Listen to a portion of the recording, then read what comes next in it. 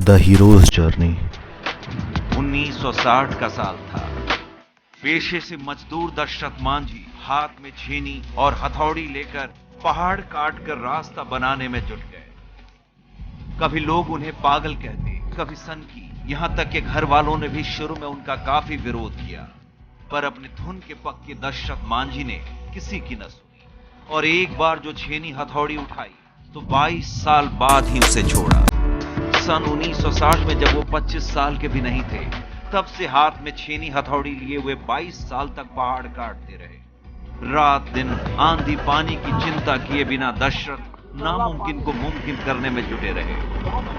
आखिरकार पहाड़ को झुकना पड़ा। I only stopped once for refueling. Other than that, it was a non-stop journey.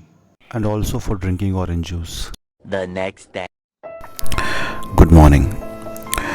आगे की कहानी को समझने के लिए दशरथ मांझी की कहानी को सुनना बहुत ज़रूरी है।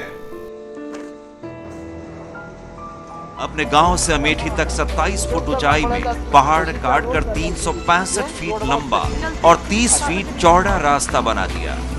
पहाड़ काटकर रास्ता बनाए जाने से करीब 80 किलोमीटर लंबा रास्ता लगभग 3 किलोमीटर में सिमट गया।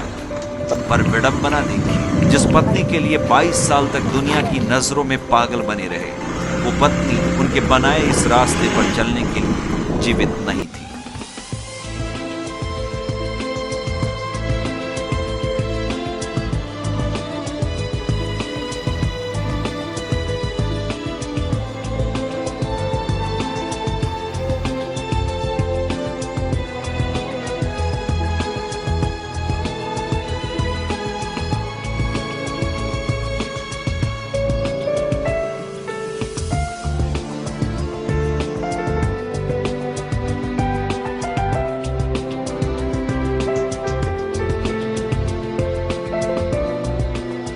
मेरा पत्नी घाड़ा में पानी लेकर के जा रहे थे तो वही दीवार में टकरा के फूट गया। वही दिल में हुआ कि तीन युग में कितना घाड़ा फोड़ दिया और कितने के टकराया, तो परिश्रम तो मेरा होगा एगो, बाकी रास्ता बन जाने से लाखों जनता के आराम होगा। यही दिल में हमारा विचार हुआ।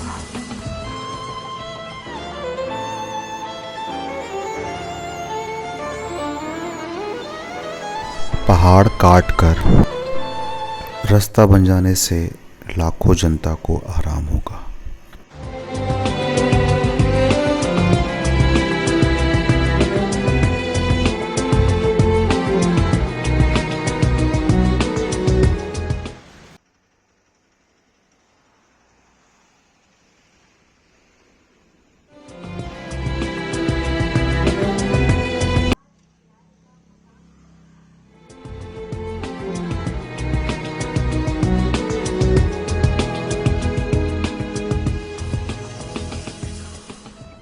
पहले तो हल्ला कर दिया, इतना बड़ा छेनी से लगाए है तो हल्ला कर दिया सब राहगीर हो कि एगो पगला है। पगला का हल्ला किया। अब कितना कहे कि महाबुलबक है, कि अगर मजूरी कौन देता है। अभी रास्ता पहले 80 किलोमीटर घूमना पड़ता था, अतरी वजीर का, और रास्ता टूट जाने से 1 किलोमीटर में मिल गया। 2 थाना अभी रोड बनता है तो फतुआ फतेहपुर और 12 चट्टी जीटी रोड में मिलता है। आज के ही दिन 2 साल पहले 3/10/2020 को 10,000 फीट की ऊंचाई पर दुनिया के सबसे लंबे टनल का उद्घाटन होता है, मनाली में।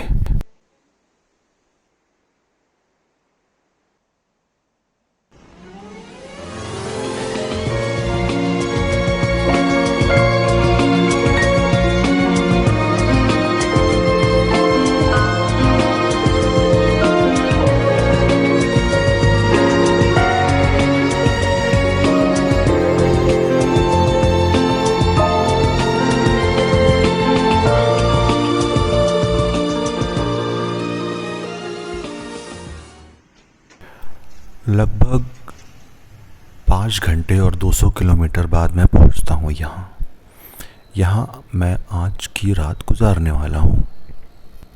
इस वक्त सुबह के 11:30 बज रहे हैं।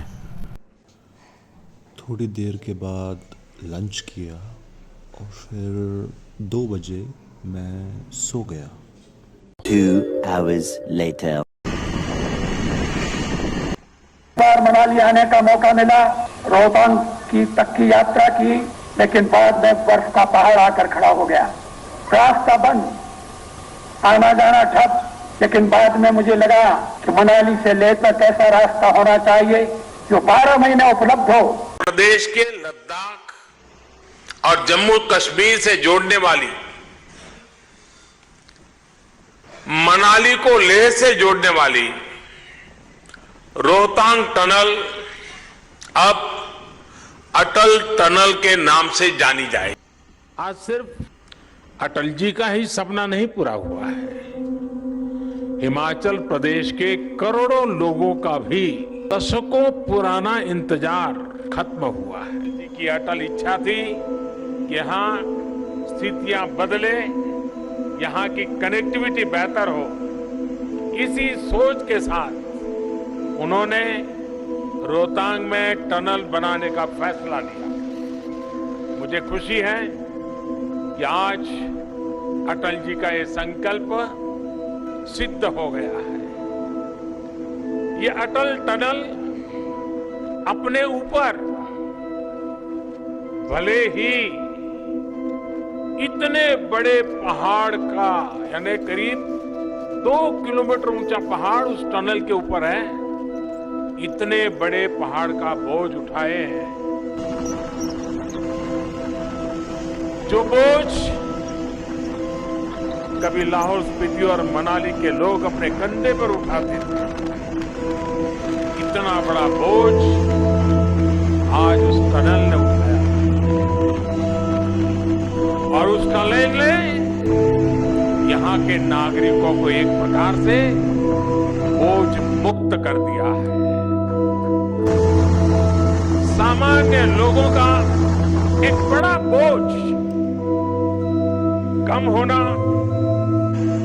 उनका लाहौल स्पीति आना जाना बहुत आसान होना अपने आप में संतोष की, गौरव की, आनंद की बात है। अब वो दिन भी दूर नहीं जब टूरिस्ट कुल्लू मनाली से सिद्धू घी का नाश्ता करके यहाँ से निकलेंगे और लाहौल में जाकर के तुमार और चिलड़े का लंच कर पाएंगे।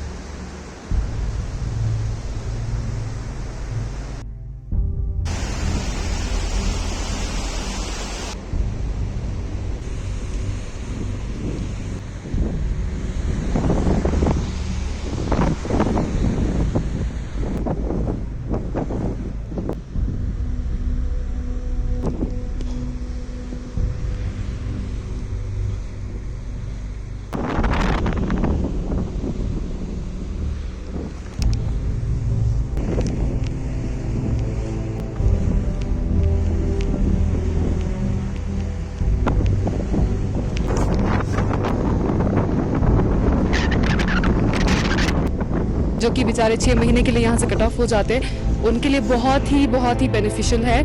सर्दियों में जब 6 महीने तक ये पूरा वैली बंद रहता था तो हम लोगों के पास मनाली जाने के लिए कोई हेलीकॉप्टर के अलावा और कोई विकल्प नहीं रहता था। हेलीकॉप्टर भी मौसम के अनुसार ही यहाँ पे आया जाया करती थी। कभी फ़्लाइट का शेड्यूल नहीं होने की वजह से हमें पैदल भी यहाँ से मनाली जाना पड़ता था और कई बार हम रात में 12 बजे यहाँ से उठ के जो है रोहतांग दर्रे से पैदल इतनी ज़्यादा बर्फ़ के ऊपर पैदल चल के मनाली जाते थे। इस तरह की काफ़ी मुश्किलें हम लाहौल के लोगों ने एक सदी से महसूस किया है। हमारे यहाँ पे कभी लोग बीमार पड़ जाए तो उस वक्त हमें वाकई में लगता था कि हम किसी कैद की ज़िंदगी से कम नहीं यहाँ पर जी रहे हैं। लेकिन अब इस टनल के बनने से हमारा जो हमारे बुजुर्गों का सपना था, हमारा जो सपना था, ये सपना हमारी ज़िंदगी का सबसे खूबसूरत सपना है जो आज साकार हो चुका है। जो हम सोच रहे थे नहीं बनेगा, आज वो साकार हो गया। हमारा सपना जो है